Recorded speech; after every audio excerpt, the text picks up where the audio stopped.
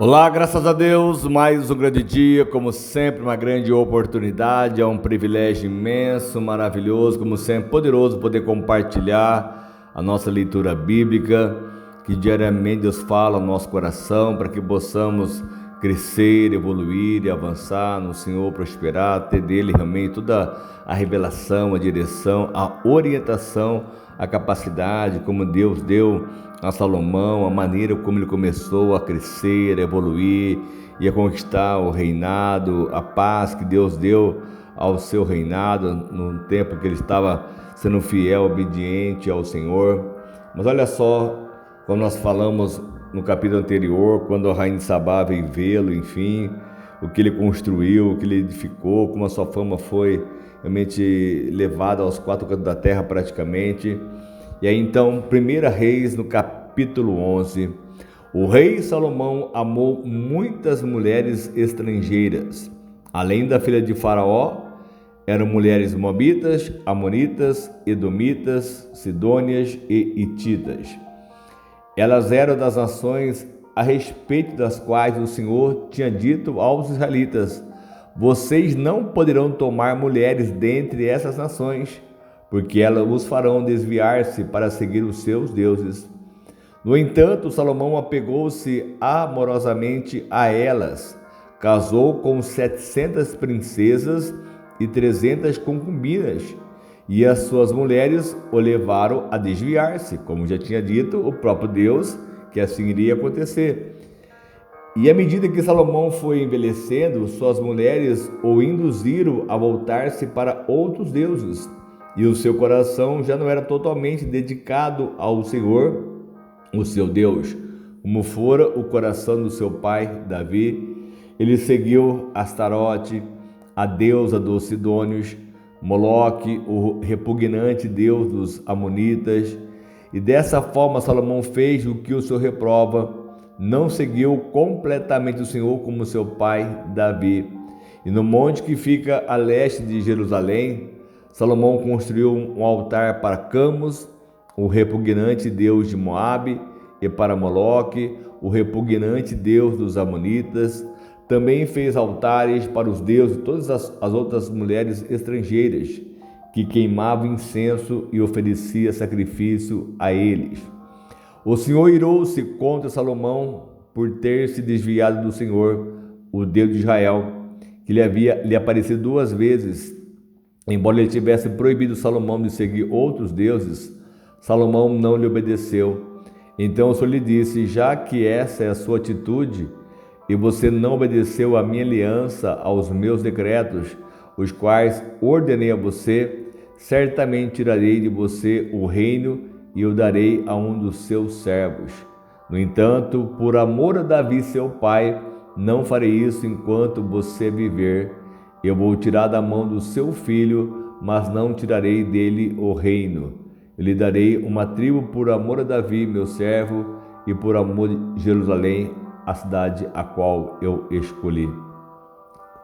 O Salomão, por mais que ele tinha tanta sabedoria, tanto discernimento, o tanto que ele amou o Senhor, que ele obedeceu o seu pai Davi, ele fez, realizou, mas ele começou então numa busca desenfreada, como tem no próprio Eclesiastes, não se privando de nada, começou a se contaminar, tudo que o seu corpo desejava, os prazeres do mundo, enfim, do homem, a qual então Salomão se entregou de uma forma devassa a esse caminho, a essas questões de deuses.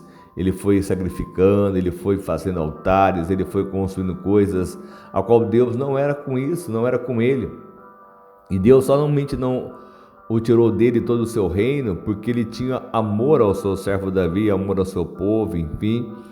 E ele então dividiu, quando foi para a mão do seu próprio filho, deu 2 tribos para o seu próprio filho e deu os 10 a um servo, ao qual assim Deus ordenou que o desse. Assim vamos estar lendo depois nas leituras, que vamos estar chegando até lá, toda essa história, enfim.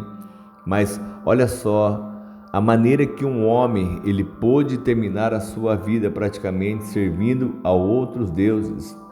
E aí então, olha só no versículo 14, então o Senhor levantou contra Salomão um adversário, o edomita Hadad, da linhagem real de Edom. Anteriormente, quando Davi estava lutando contra Edom, Joabe, o comandante do exército que tinha ido para lá enterrar os mortos, exterminara todos os homens de Edom. Joabe e todo o exército israelita permaneceu lá por 6 meses, até matarem todos os edomitas. Mas Hadad, sendo ainda menino, fugiu para o Egito, com alguns dos oficiais edomitas que tinham servido a seu pai. E partiram então de Midian e foram a Parã. Ele lá reuniu alguns homens e foram ao Egito.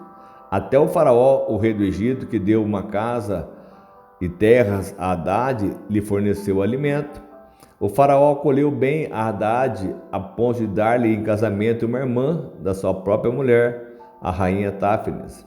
A irmã de Táfnis lhe deu um filho chamado Genubate, que fora criado por Táfnis no palácio real. E ali Genubate viveu com os próprios filhos do faraó. E enquanto estava no Egito, Hadad soube que Davi tinha descansado com os seus antepassados e que Joabe, o comandante do exército, também estava morto. Então Hadad disse ao faraó: deixa voltar para a minha terra. O que falta aqui para você querer voltar para sua terra? Perguntou o faraó. Nada me falta, respondeu Hadad, mas deixe-me ir. E Deus fez um outro adversário levantar-se contra Salomão, o Rezon, filho de Eliada, que tinha fugido do seu senhor, Hadadezer, rei de Zobá. E quando Davi destruiu o exército de Zobá, Rezon reuniu alguns homens e tornou-se o líder de um bando de rebeldes. Eles foram para Damasco, onde se instalaram, e assim assumiram o controle. Rezon foi adversário de Israel enquanto Salomão viveu e trouxe-lhe muitos problemas, além dos causados por Hadad. Assim Rezon governou a Síria e foi hostil a Israel. Você vê que a paz tinha chegado a Salomão, descanso dos seus inimigos, mas conforme ele foi se distanciando do próprio Deus, permitindo que os deuses estranhos fossem tomando conta de Israel, o que ele provocou muito a ira do Senhor.